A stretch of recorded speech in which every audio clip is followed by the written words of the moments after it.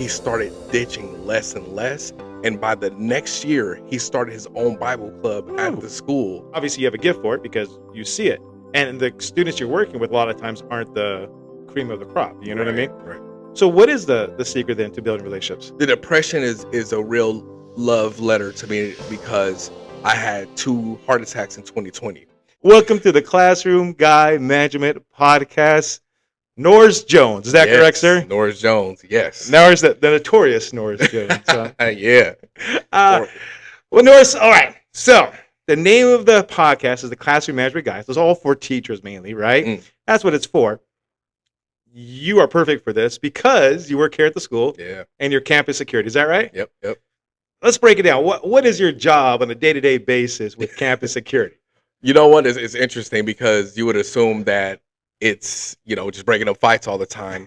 But like today, right? Right at the end of school. Yeah, I know, right? But no, half the job is building relationships with the students. And that's one of the things that I love about this job is we kind of are the gray area between the students, or not the students, but the teachers and the front staff. We're that area in the middle, and we get to have deep conversations with the kids. So that's what I kind of like about it. See, now I was going to get to this in a second because I was going to ask you about your lawyer first of all, but I want to dive a little on this real fast here because as a teacher, if I have a problem with a student in the class, I have the option of kicking them out. Yeah. I even have the option of suspending for the class. Right. Right.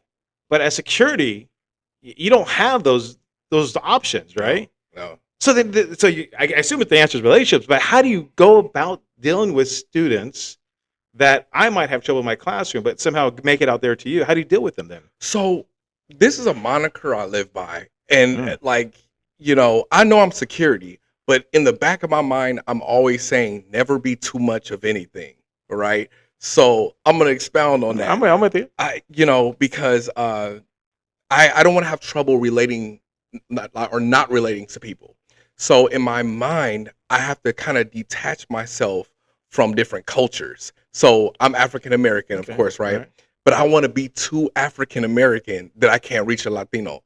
Right? Oh, that's interesting. Okay, go ahead. I gotcha. So I don't want to be too African American that I can't reach an Asian student, right? Yeah. So I kind of blend in. So when these students come out here and they get suspended from the class, or even if they get SSR or something, I'm always trying to reach them. So I don't know why the kids naturally gravitate to me, but I take those opportunities to relate to them, compromise, negotiate with them, and just learn their language.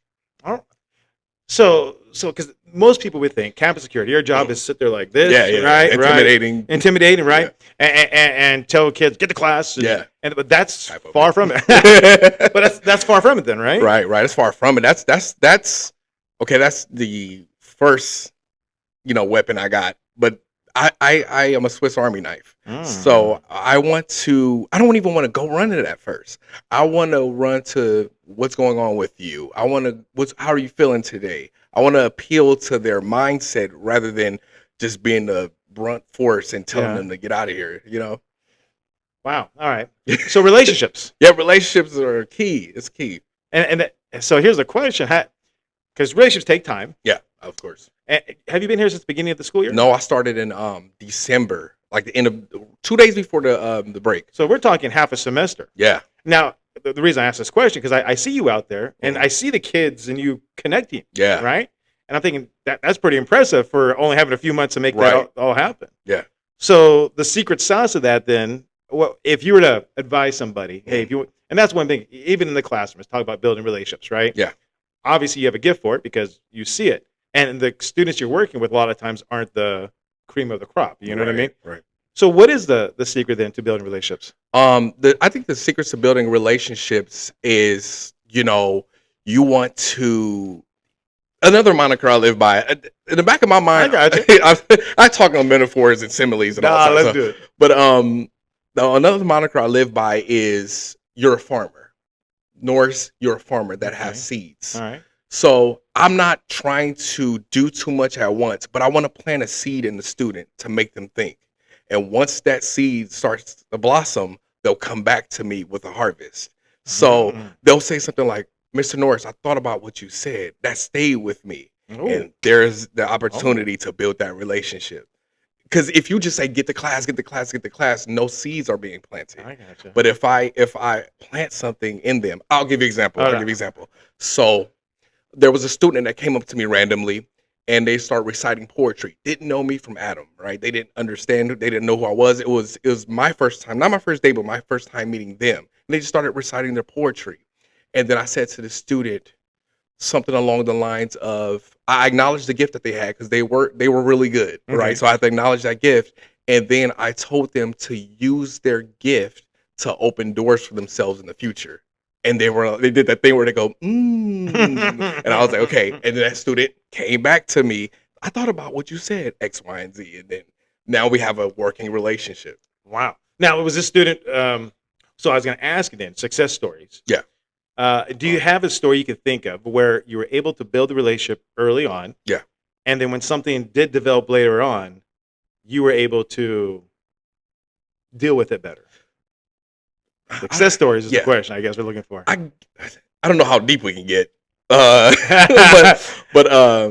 So there's a plethora of stories I have because I didn't come from just this district. I came from a different one, so I can pull from there, and I can kind of let's pull from the other one. Then let's see. You did more time there.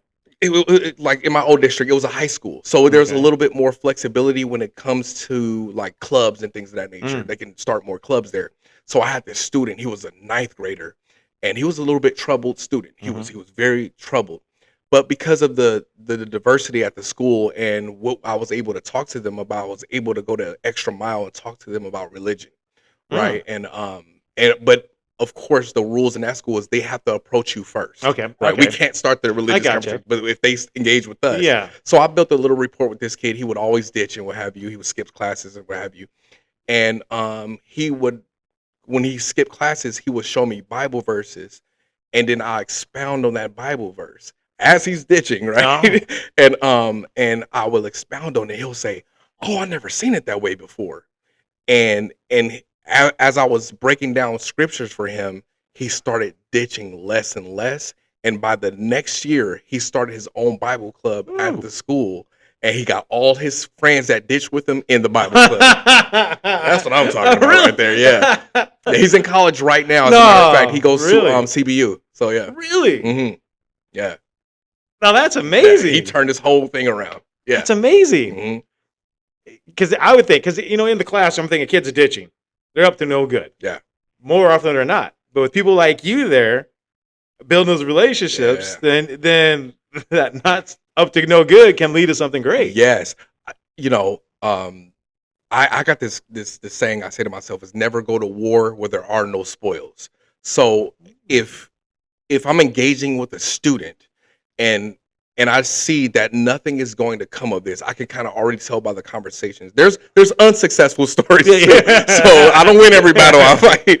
But sometimes I kind of discern the moment, and I'm like, okay, I'm not going to get through to this student. You got to go to the Bobcat. But when I see potential, I go to war for the potential, so I can turn. I know that there's going to be spoils. I know that there's going to be treasure inside this kid, so I'm going to work it until they turn their life around. All right. Yeah. All right. Well, so let's back it up then, because you said I know you worked here for the second semester. Yeah. You worked at one or two other one other high school. Yeah. So let's back it up to that story then. So how long you been doing campus security, from there and here as well combined? Probably like a year. Year. Yeah. So you started there last 2 years. I took a break from it and then I came back to it. Okay, break from it, came back. Okay. So then when you first got that job, do you know what it's called here? I don't think we call it campus security. Yeah, campus security. Dude, I thought we had some like liaison. Yeah, it's something like that. Like what is it? A parent liaison. Yeah, or something like that. Yeah, it's weird. Which I wish that was the actual case. So we could talk to the parents. That would be cool. It's okay. Yeah. There's something weird like that. And we're like, what is campus security? All right. Yeah. So then when you started campus security, either at the other school or here, we all kind of come in with certain ideas of what it's like. Were you surprised? Or was it much different than what you were expecting? Or was it pretty much what you were expecting coming into it? Well, I came from high school. High school and middle school are night and day. Okay. At the high school that I came from, they put me in a spot where all the I don't believe in saying bad kids, but it's like challenging, yes, challenging kids. And I would see things go down every day, just from drugs to, I think I saw somebody get tattooed. It was, it was insane. But coming here, what I'm noticing is just behavioral challenges. That's it. There's none of that hardcore stuff. No crazy stuff, yeah. But the kids are their attention spans and all that, and they just want to get out of the classroom and run. I can deal with that. Okay. So that would be just some of the differences there.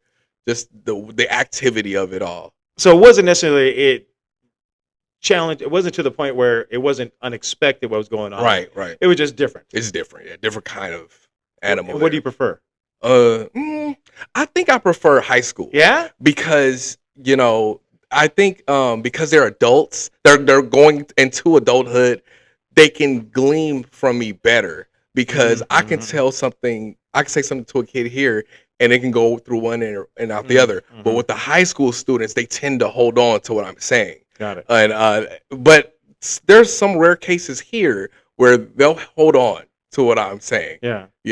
So I think I prefer high school, but this is a new challenge. And I have to, just like high school, I have to find the language of the room that I was in. I have to find the language of the room that I'm in here. So I love a good challenge in that way. You know what? Same thing, because I used to work at the high school for like a couple of years. And if I had a choice, I prefer the high school. Yeah. You know what it is? It's just that I'm not sure the word is more mature, but the level is there. You can talk to them more on equal level playing field where you can relate better and they understand where you're going with, right? Because they have a little more of the life experience behind them. So man, that's the challenging part. Man, I guess so you did campus security for a year, and then you paused for that, and then you came back to it again. Do you mind me asking what the pause was from? The pause, two things happened. I moved. Okay. And I really put a pause on that because that was a nightmare. I had to sell my house and buy another one, so I paused it there. And then also I have my own business that needed my attention. So I had to pour myself into that. So that was the two major things there. All right, let's talk about the business then. We're here already. Let's talk about it. I know we briefly talked about your business, but let's expand on it here. So what exactly is your business? Should we call it? Are we call it side hustle or business? It's both, a little both. The side hustle right now. But I do life coaching. I do life coaching. I help people find their gifts, find their purpose. Because I was there. I know what that feels like. And also, I focus on depression, and I focus on relationships. Those are my three passionate things: identity, relationships, and depression. And we say relationships. Yeah. Spousal relationships? Yep. All right, keep going. Spousal relationships. But the depression is a real love letter to me because I had 2 heart attacks in 2020. And I got diagnosed with PTSD, and I overcame it. Once you overcome something, I feel like you have a fiduciary responsibility to pour into others because you have the keys. Yeah, okay. You know what I mean? I love your terminology, by the way. It's great. You're right. You're good. So you got the key now. Yeah, I got the key now. So and you're helping people. Yeah, I'm helping people. And so the business then that you're actually doing is it life coaching? Yeah. And I want to take it a little bit further. I actually want to move into therapist, but I like my life coaching because I can kind of break some barriers and go places that therapists can't go. Because I'm running the show here. There's some rules that I have to abide by, but it's like general rules. Like if somebody, is contemplating suicide, I have to report that. Okay. But other than that, I can do whatever I want. So it's a kind of a flexible ordeal. So now break it down, because I remember I asked the question, what is the difference? I wish I would have stuck with it. The difference between a therapist, a psychologist, a counselor. Yeah. And one more time, what is it again? So the difference between a therapist and a life coach is therapists are archaeologists where they dig in your past. Life coaching counselors are architects. They build your future. And that's what I'm here for. I'm going to help you build your future. Yeah, I love it. You want to do a little quick session? Yeah, with me. Yeah, I'm going to get some free service right now. I'm going to give it free. All right, here we go. So it'll give me like 5 minutes. Just 5 minutes. Hit me up with some stuff. If I have an issue, depression, no. Marriage, it's actually going quite well now. Did you ever hear of a book called Love and Respect? No, never heard that. Man, I gotta get that. Difference for me and my wife. It's a great book, Christian book, great book. Identity. Yes. Let's go with that. I think I go a little bit deeper on my Yes. identity. I'm still trying. I'm 50-something years old. I'm still trying to figure out who I am. Which is awesome because 50 is not 40. 40 is not 30. Oh. You are different. You are a different person within those 10 to 5 years. 35 isn't 40. 45 isn't 50. You should be evolving every 5 years. Okay. Right? We are meant to evolve and grow and absorb new knowledge. I like it. Yeah. That's how it's adaptability. You shouldn't, for me, this is what I tell my clients. Yeah. You should be speaking, and when I say different languages, I mentioned this earlier, learning the language of the room. You should be speaking different languages for where you're going. So if you are going to speak to children, you need to pick up that Gen Z, that Gen Z needs. That's stuff that Gen Z. Yeah. What's your favorite term you heard Gen Z wise? Whatever. I was gonna say something crazy. They're saying the 6'7". The 6'7", yeah. 6'7". You know, low key. Oh, that's us. That's millennials. That's ours. No, low key. That's ours. Low key. We made that up. I said that in high school. Did you really? Yeah. So How old are you? I'm 39. Yeah, I'm gonna be 39 in June. Okay. On June 15th. So low key. Yeah. All right. So let's pretend. I want some free service here. Yeah. You think you could have coached me for 5 minutes? For 5 minutes. I know it's kind of hard because you're going to need a lot more background information. Yeah. I got really dive into. I'm putting you on the spot now. No, that's cool. That's what I do. Let's see what you got here. Let's on the fly. Let's do this. So what? So you said identity. Yeah. You're about 50, right? You 52. 52, and it's so interesting about 52 because as a life coach, I'm not opposed to taking therapy. I'm in therapy right now. I'm not embarrassed to say that I am in therapy, right? So one of the things that my therapist said is that when you're 35, the average lifespan of a male is 75. Yeah. So I'm already at that midlife, right? So, but for you at 52, you're at an age and stage where you should be pouring into people besides the school, right? Outside of the school. Right now, you are your cup runneth over, right? So you should be pouring down the chain outside people and building people around you. Is that something you already do? I started this YouTube channel about 5 years ago, so in my late 40s. Yeah. And it came from a conversation I had with another AA teacher. He's saying, you got to share what you're doing with everybody. Yeah. I'm like, what? I never thought about it. But you're right, because you would ask me years before, I never would have even thought of it. Right. So it's kind of weird. You're right. It was at some point in time in my life, 47, that I felt I had to give back. Yes. So yeah, you're right. Because the idea is, we will never see another you again. We're not getting another you again. You are so unique and so purpose driven that if you had a twin, they wouldn't be like you. You are so unique that it's in your fingerprints, so we'll never see another you. So we have to glean from your understanding and teaching. And I know I got my biblical shirt on. I am a Christian. And one of the things about teaching is it's actually a gift. The Bible calls it a gift, right? So because it's a gift, you ought to be pouring it out. Gifts are not necessarily for the person all the time, but it is given to others. Okay. It is meant for others. It reminds me. I know I'm rambling. I'm gonna stop in a minute. I'm gonna give this. No. but I think about the bread that Jesus did at the Last Supper. The Bible talks about how he took some, broke it, blessed it, and gave some to them.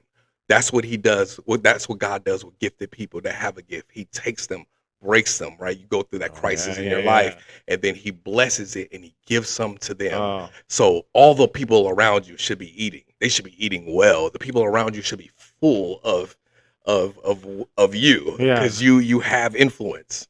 Yeah, that's good. Gosh, as you're speaking, I'm thinking all different things I've heard before. Like I forgot the name of the song now, but it was a Christian song. And if you're never broken, the light can never get in. Yeah, see, and I like that. That's it. I remember TJ TD Jakes. TD Jakes. He said it. I remember hearing something like that. Yeah, that's where I got it from. Yeah, really? Look at that, right? You got to break the bread. Yeah, that's powerful stuff. That's powerful stuff. Yeah, there's miracles attached to breaking, specifically biblically. Like there's every time Jesus would break something, it would be a miracle attached to it. So your breaking could be my blessing if you don't share it. Yeah, that's good. Right. So yeah. Wow. Because you have to break the mindset of moving from just regular teaching to podcasting. That was a breaking point of a mentality. You're like, maybe I should do this. Yeah. Something in you that wasn't there, or that was there, the mindset that was there broke, and then you started your podcast. You're right, because that's exactly what it was. Is I was really, like I said, I feel I had to. There's a statistic I always share that 44% of teachers quit before year 5 or 6, and it broke my heart because I was, like you said, I was one of those teachers, that barely hung in there. Yeah, and so I kind of made it my journey, at least for the next 10 years while I'm still teaching, to help as many teachers as possible, make it to a successful career. Yeah. So you're right about that. Wow. Yeah. So here I am, 52 years old. And talking about changing is the reality is I have 10 more years of teaching. Yeah.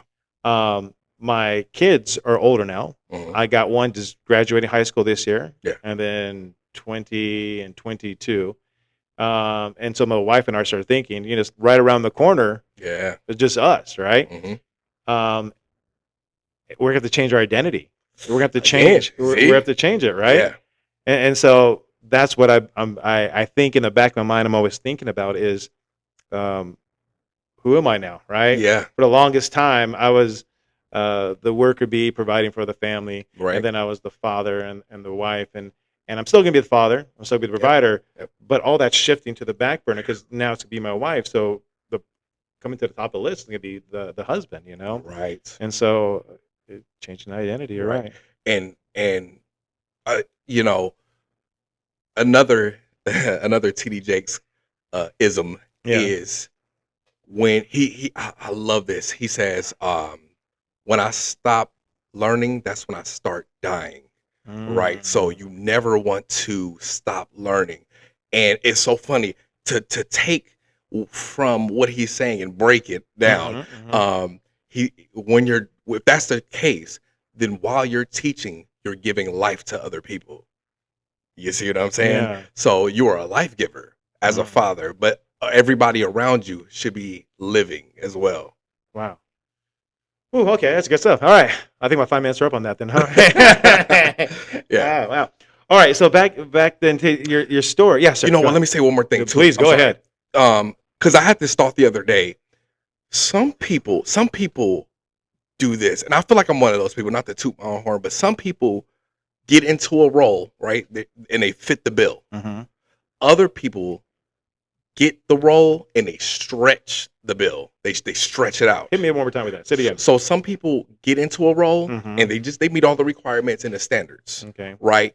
Some other people get the role and they stretch it out and make new things of the role that they're in. All right. So I had this thought because in the Bible there were 12 disciples. Cool. They fit the bill. They did what Jesus said to do. Cool. It was 12 of them. Then Apostle Paul comes along and the Bible says he does unusual miracles. That means he's stretching what apostleship should be. He's doing unusual things. He's taking that role and stretching it out. And I think that is where you fit in with this new identity thing. Yeah. You're a teacher, but there is a expansion of teaching that is coming your way because of where you are at in life. Great. Yeah. Wow. The way you're speaking, and I think I heard you correctly. You have your own, not podcast, but your own. I have TikTok. I'm on TikTok, Facebook, and Instagram, and on there I just I give little tidbits on life coaching and things like that. What's the name of it, if you don't mind? It's called Drawn, like you're drawing out. Okay. Drawn Out Life Coaching. Drawn Out. Where did that come from? When I was creating this idea, life coaching. I didn't want to do the standard life coaching where I just fit the bill. Yeah, I yeah. wanted to stretch it. So I looked at Moses being drawn out of the water, and also thinking about Jesus being drawn out and being resurrected from the dead. So Okay. you would come to me as how you are, and then I will pull you out of what you're in, I got it. making you a new person. Drawn out. So, okay, Drawing out life gotcha. coaching. Yeah. Gotcha. And so if somebody wanted to find you, they could just go to follow you on Instagram, look Yeah. for Drawn Out, and then reach out that way. Yeah, you just put in drawn out life coaching, and then it'll send you there. Good stuff, man. Yeah, Good stuff. same on TikTok, same on Instagram, Facebook. And you said this came about because you said you had Oh yeah, heart the attack? heart attacks. Yeah, the heart attacks. It was a nightmare. So you're 30, Not 39 right now, but I had them when I was 30. Oh, so you're talking 9 years ago. Yeah, All right, yeah, all right. it's pretty rough. I almost lost my house, my marriage, everything, because I could not, like the kids say, I couldn't lock in. Yeah. That's That's the one. That's the one I like. Yeah, that one. That's a that's good the one. one. So I couldn't lock in, and you know, just to talk about it very briefly, I had all the signs of PTSD. I had voices in my head. I had night terrors. You know, I would sit outside by myself and go and scream. I would cry in my car. It was going down. It was bad. And you know what rescued me, as we were talking about gifts. Yeah. If we can go into it really quick. Yeah, we go with as long as you want, man. All right. So you got me for a little bit longer. Let's do this. So if I go to it, so what kind of rescued me from it? Of course, it was God, but it was the gift that broke. And I'm gonna share the story that I was sharing with you the other day. Yes, that's right. Where you know, not only did I have regular PTSD, but I feel like I had spiritual PTSD where I could not tap in. That's another one. Tap in with the Holy Spirit. I couldn't feel the presence of God in the room anymore. It was like he was on mute, and it was just all devil. It was just all bad stuff, and I couldn't feel my gift anymore, which is, I believe I have prophetic gift where I can see future, past, all that stuff. But so I couldn't tap in anymore, and what ended up happening was someone from my church had called me, and they prayed with me, and I heard the voice of God again, and I told him what I heard, and it was about a paycheck, or not a contract, not paycheck, but a contract, and I told him that there was a contract that was going to get slid to you and presented to you. You weren't going to like it, and then they're going to turn around and tell you what it is that you wanted, and he would write down what he wanted, and then slide it back, and they agreed. And I told him that's what I saw, and then a week later, he told me it didn't just happen once, that happened twice to him. And then when that happened, I woke up out of the PTSD, and I was back. I felt back. I felt so good. So yeah. Wow. So heart attacks. Yeah. Wake up call. Spiritual awakening. Yeah. Then turn around. Now that you have been, now your cup is full. Yes. You feel you got to give to others. You got to serve now, right? I got to give back. So you create this life coach, or you're in this doing life coach. You're trying to give back to other people. Right. It's amazing. Yeah. Yeah. There's a scripture in the Bible that talks about where the apostles were shipwrecked, and they said they weren't shipwrecked. They were being pressed on every side, and they were going through pressure. And the apostle Paul says, I'm able to take this pressure because I'm thinking of you all. I can deal with it. I can deal with it better so that I can be able to do it. So pain and pressure gives you ability if you let it. So that is why I launched my life coaching, because now I have the ability. Now, without that experience, I wouldn't be able to give. So it crushed me, and I'm giving to them. Wow. So if someone comes to you for life coaching, then where do you start with somebody? Yeah, I just ask them questions. Sometimes I already know. Sometimes I can already tell because of the gift. Yeah. But I let them go on and tell me anyway. Yeah. And we built that relationship from there. I'll give you a form that you can fill out and tell me what you want to change, what's going on, and things of that nature, and then we can rock and roll from there. Yeah. So right now you're doing campus security. Mm-hmm. Is your passion your purpose, Mm. I assume eventually would be to do life coaching full time, to help Yeah. as many people as possible. Absolutely. Well, I want to do that, but I also want to go to school. I do Okay. want to go to school. I want to get a BA in psychology and Oh yes, yes. sociology and things of that nature. I want to just have that underneath my belt. Yeah, I can see that. Like my oldest daughter, like I said, she just got. Oh yeah. Last time we talked, Yeah, right? we talked about I told her, she didn't. Hold on a second. that. That day that we talked, I think it was last week sometime, right? We talked, right? I said, my daughter's, was hoping to get into it. She didn't get into it. That night, she got a call saying she's been accepted into it. Wow. Yeah, she was trying. Yeah. Yeah, and so and her and I were talking. She was super excited, and she goes, Daddy, you know what it was? It wasn't that when I was told I wasn't accepted. I was sad at first, but then I realized, it's God's timing, right? God's timing, right? And so I'm just going to be still. I'm just going to be still. And she was still for a couple months, and out of nowhere, boom, she gets that call, right? Yeah. And so me and her joke that in 3 years I'll be sitting down on her couch and she's going to be counseling me and Yeah. get some free therapy from that. That's good stuff. That's good. Keep it in the family. That's right. Keep it in the family. She says, I ain't going to do it, Dad. Too much work. Too much work. Too much work. Yeah. So tell me more about your Instagram and your life coaching. When you're actually, because we've seen a couple of those videos that you've done so far. Oh, this light's going to kill us. This light's going to kill us. So when you're doing it, because they always say, like this whole podcast, your audience, right? Yeah. Who is your audience when you're making those videos? Who are you trying to reach? It's so, you know what? That's a loaded question because something happened to me the other day, and I was like, "What?" So I'm talking to the campus aide, and it's just us by ourselves. Yeah. Right. And I began to unpack scripture to her. Yeah. And I was telling her about just looking at a different angle, and I went on this whole breakdown, and a kid hit the corner, and he was serious. He wasn't exaggerating. He was like, "Man, I heard what you guys said. I wasn't trying to eavesdrop, but I'm rocking with that." Really? And I was like, "Huh? My stuff isn't for you. You're not my audience." Like, I'm talking to this lady, but he was just enamored by how I was breaking down the text. Yeah. And I was like, I guess my audience is gonna be children now. Like that's gonna be teenagers. But my original target audience was my age and down. Okay. But apparently, it's kids too, right? Kids can get it too. But I want to do it. My demographic is anybody who has an ear to hear. If I'm speaking your language, if I believe that my voice print, my identity, what I've been through, shaped me for everyone.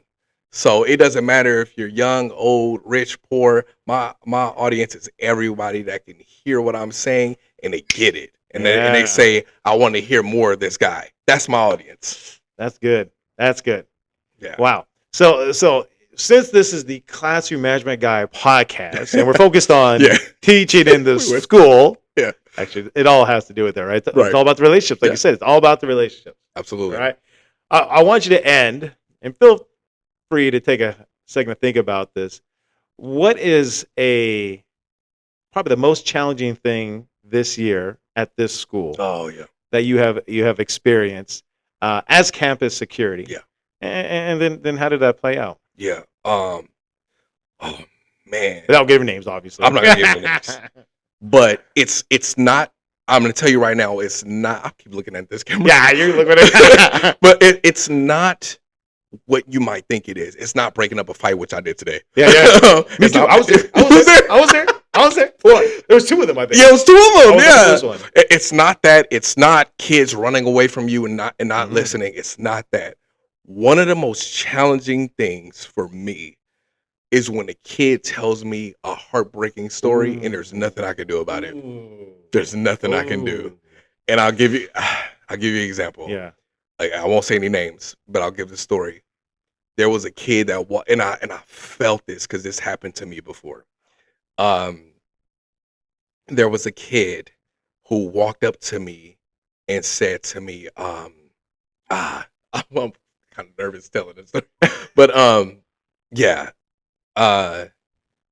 What did she tell me? She says, "Man, he always does this." No. And I say, "Huh?"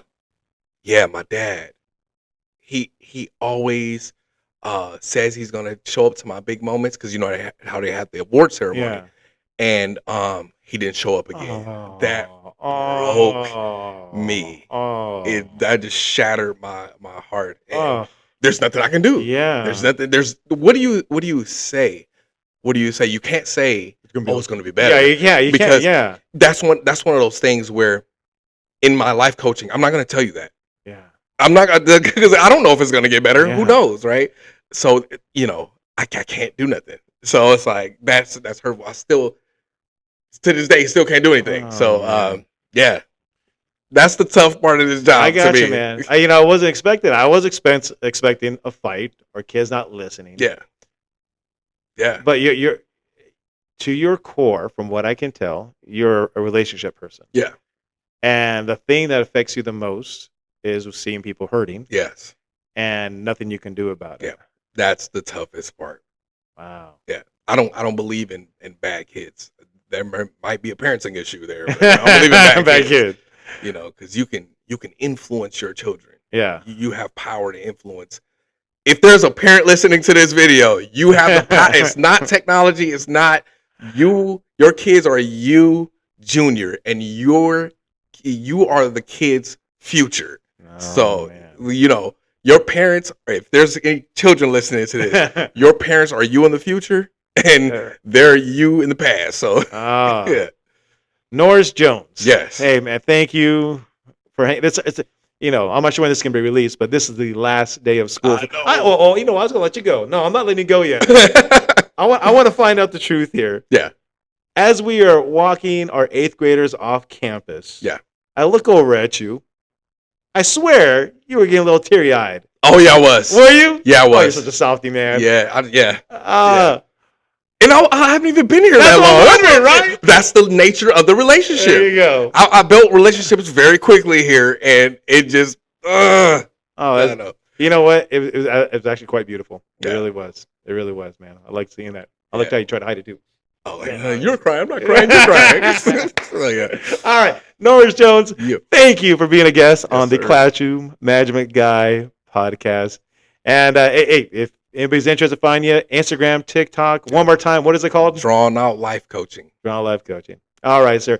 Thank you so much. All right.